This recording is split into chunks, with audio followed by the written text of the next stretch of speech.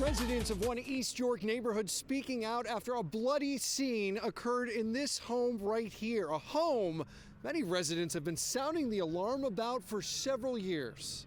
Clive Thompson has called Don Valley Drive, a dead-end street in East York, home for decades. It's an enclave that people don't know about. Yeah.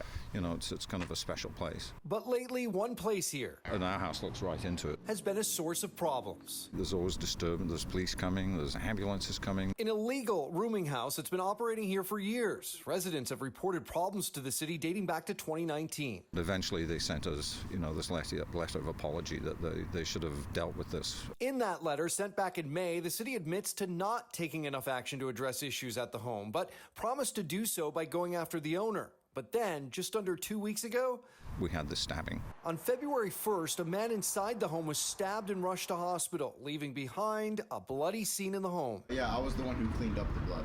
This is Frank, who rents a home at another illegal rooming house nearby, owned by the same landlord who runs the Don Valley Drive home.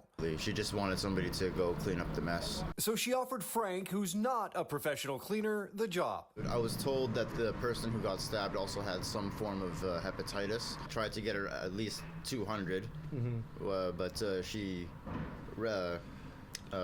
bargained me down to 150. So she bargained you down to clean up blood that perhaps might contain hepatitis. Yes. City News reached out to the owner, but she did not respond. I was just doing that because, I could use the extra cash. Frank rents a room just over 100 square feet and pays $9.80 a month. He doesn't feel safe complaining about conditions here, but he's on government assistance, and it's all he can afford right now. Nearby apartments go for double that amount. She's one of the few landlords in the city that's willing to rent to people in our position, so it's a, I don't know whether to call it a catch-22 or a cruel irony. Neighbors who've been complaining say they're not opposed to rooming houses, but are opposed to how the owner is running these two homes. And there's tenants in the house, so it's not their fault.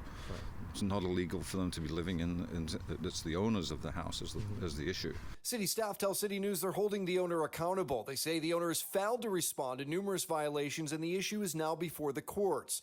Bylaws regarding rooming houses also set to change next month, creating new licensing requirements.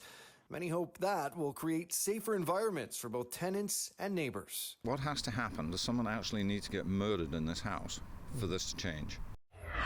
Have a story, question, or issue you'd like us to look into? Get in touch at citynews.ca/Speakers Corner.